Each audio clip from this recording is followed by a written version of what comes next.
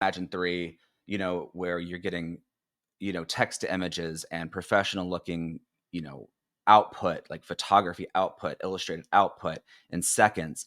It's it's not just for the sake of doing that. It's leading to something else. And and I probably can't even imagine what it's going to be. I think that there's a direction to it, of course, but even then, I mean, it seems right now that the sky is the limit for this, right? To be able to in real time create what we imagine as real experiences, real interactions, whether or not they actually are with a real person or they're with an artificial intelligence. If they could create, a real video with human language in fractions of seconds, then that interaction is it's a huge thing for humankind in general. And then the social surrogacy of AI is I don't even know what the boundaries of that would look like, and the reaches. And of course, we always have our doomsday, right? But at the same time, the good that it can do for people, it reminds me of Fahrenheit 451.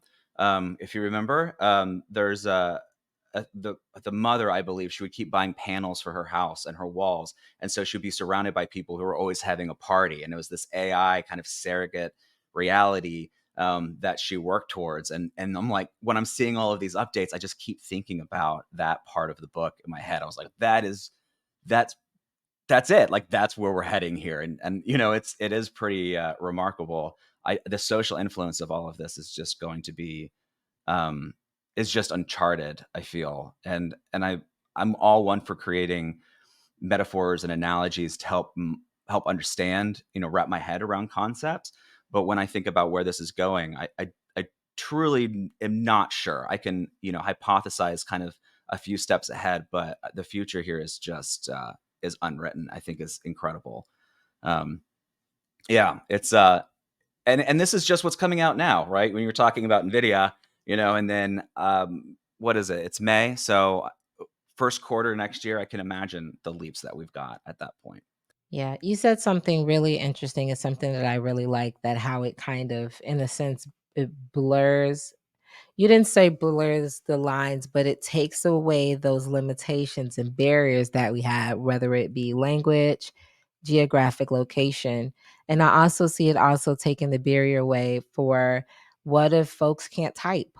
Like not being silly, but for real. Like what if they're young or there's something going on with their hands, or they're young and they have a great idea, but they haven't, got to the point that they're able to communicate it or articulate it in a way that can be taken seriously. And so to have a technology that can communicate those things, because I don't know about you, Andrew, but I mean, because I have little kids, I'm a little more observant, but these kids are different.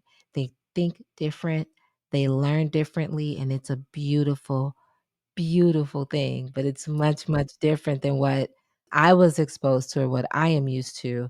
And it seems like the technology is preparing us for something that maybe we don't fully understand. And this is not in a doomsday scenario, but in a good way. Right. Different ways that people are going to communicate, that the technology is going to help us better understand and decipher in ways that maybe our senses aren't fully developed yet. Because you think of autistic kids, like, in an extreme case where maybe they can't speak, but they can, they have a photographic memory and they can paint it with their eyes closed. Just something just dramatically crazy, and it makes you think of, like, these technologies and these computers, and it's just fascinating to me. So I'm really excited for that part of it, and it catching up with each other and the beauty that comes from that.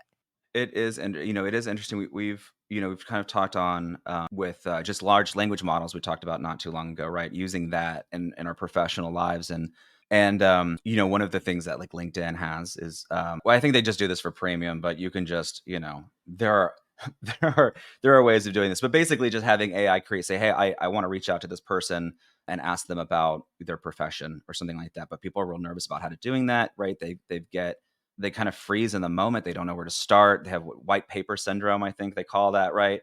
And but AI can help jumpstart that, right? Help alleviate that immediate fear that you've got.